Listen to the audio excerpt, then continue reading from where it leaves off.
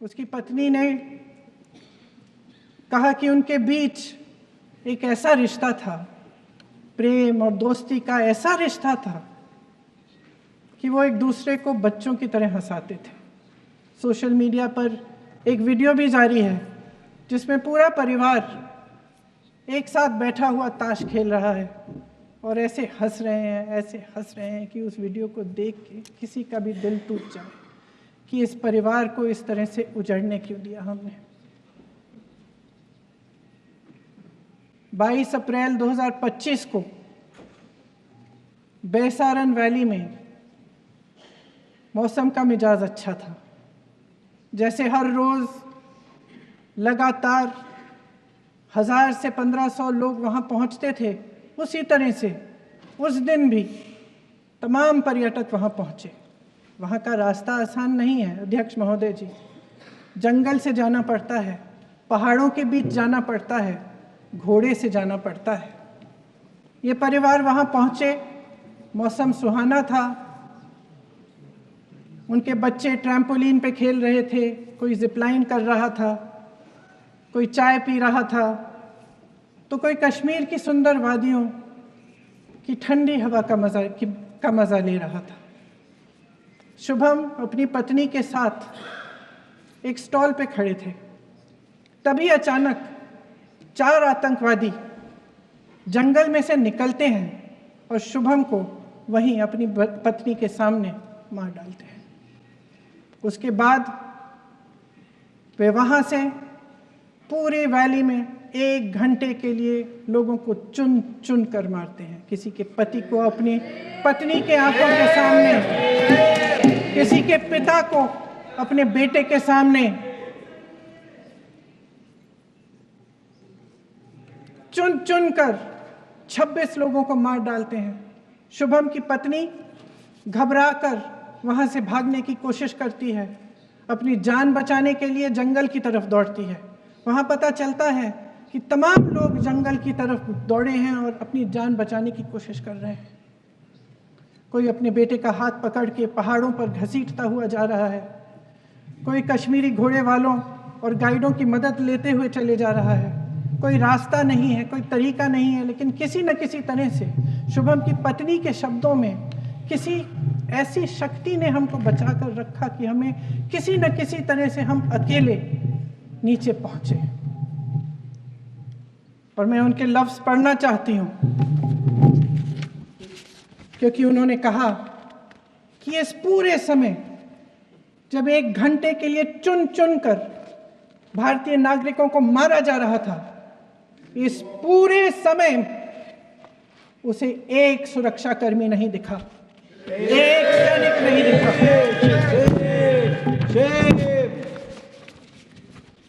शुभम की पत्नी ने कहा, कोट, मैंने अपनी दुनिया को खत्म होते हुए देखा, अपनी आंखों के सामने एक सिक्योरिटी गार्ड नहीं था।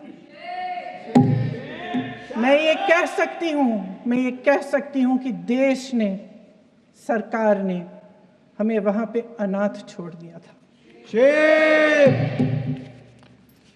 सिक्योरिटी क्यों नहीं थी वहां पे एक सैनिक क्यों नहीं दिखा?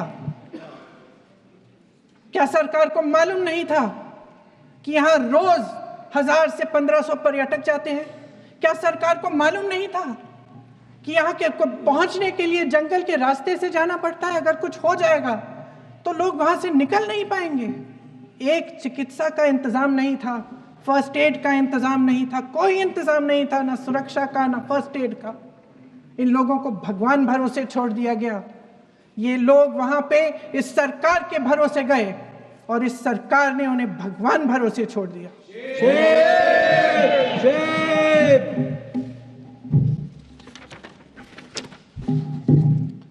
मैं पूछना चाहती हूं, ये किसकी जिम्मेदारी थी? इस देश के नागरिकों की सुरक्षा की जिम्मेदारी किसकी है? क्या इस देश के प्रधानमंत्री की नहीं है? क्या इस देश के गृह मंत्री की नहीं है? क्या इस देश के रक्षा मंत्री की नहीं है? क्या एनएसए की नहीं है? अध्यक्ष महोदय, पहलगाम हमले से सिर्फ 2 हफ्ते पहले हमारे गृह मंत्री महोदय जी कश्मीर गए थे। किस लिए गए थे?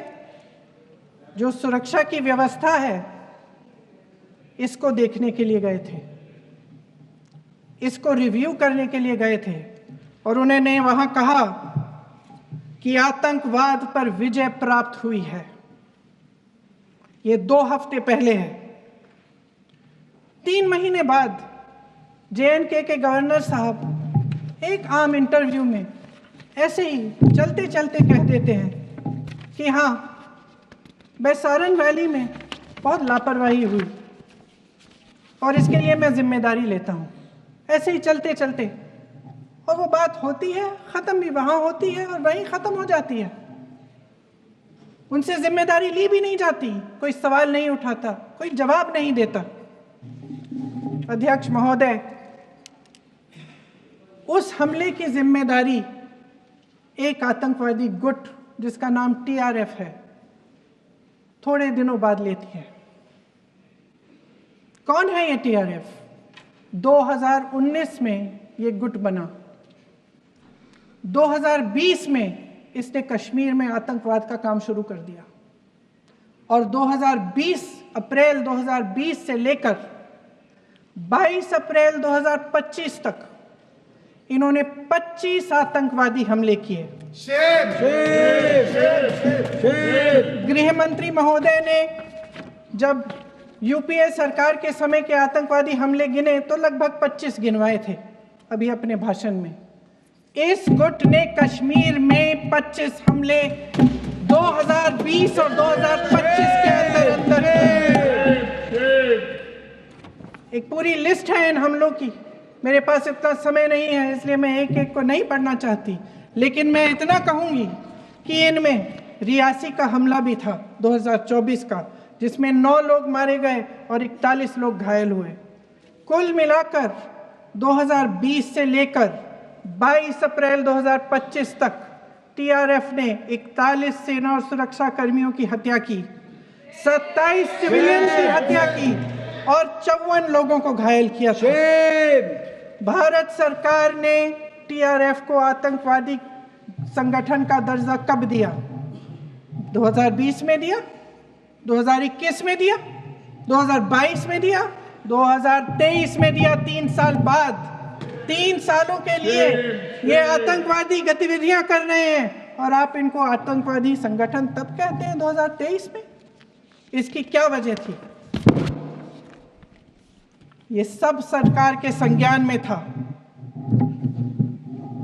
और आप मुझे बताना चाहते हैं, सत्ता पक्ष के नेता बताना चाहते हैं कि ये सब आपके संज्ञान में था, लेकिन कोई भी एक ऐसी एजेंसी नहीं है हमारी सरकार की जिसको पता चला कि ऐसा हमला, ऐसा भयानक हमला होने जा रहा है हमारे देश में, कि पाकिस्तान में बैठे हुए इस हमले की योजना बन रही है कि हम भारत जाके हैवानियत करेंगे, 26 लोगों को मार डालेंगे और हमें पता ही नहीं है।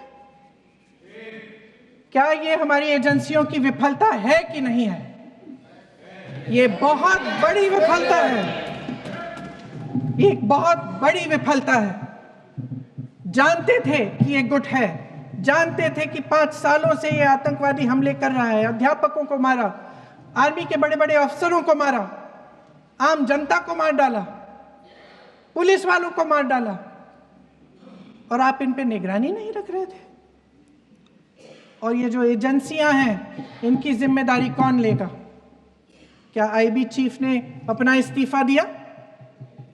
क्या किसी ने इस्तीफा दिया?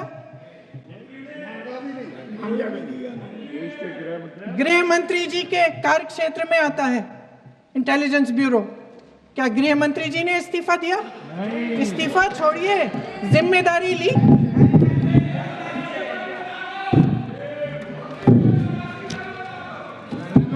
साहब देखिए, इतिहास की बात आप करिए, मैं वर्तमान की बात करना चाहती हूँ।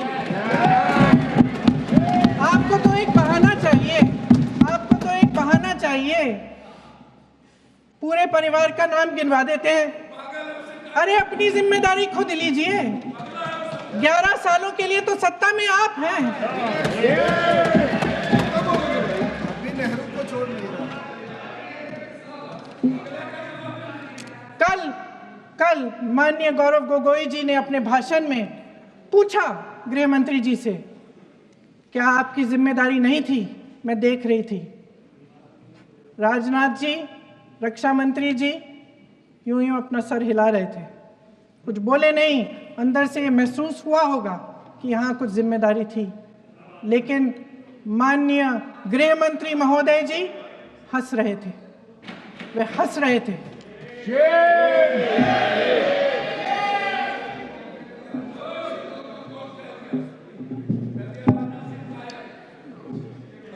अध्यक्ष महोदय, कल सत्ता पक्ष और आज भी सत्ता पक्ष के नेताओं ने 2008 के मुंबई के हमलों का जिक्र किया, बार बार कहा कि मनमोहन सिंह जी की सरकार ने कुछ नहीं किया।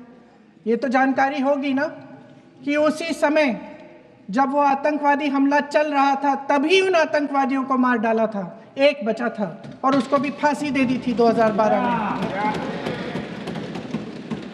महाराष्ट्र के मुख्यमंत्री ने इस्तीफा दिया।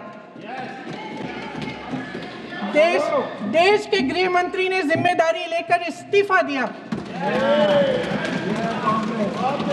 एक जवाबदेही थी पब्लिक के प्रति, एक जवाबदेही थी इस देश की जनता के प्रति, इस देश की धरती के प्रति।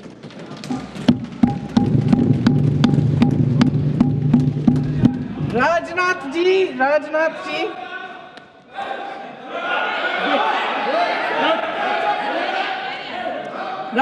जी तो पुलवामा, उरी और पठानकोट के समय गृह मंत्री रहे थे।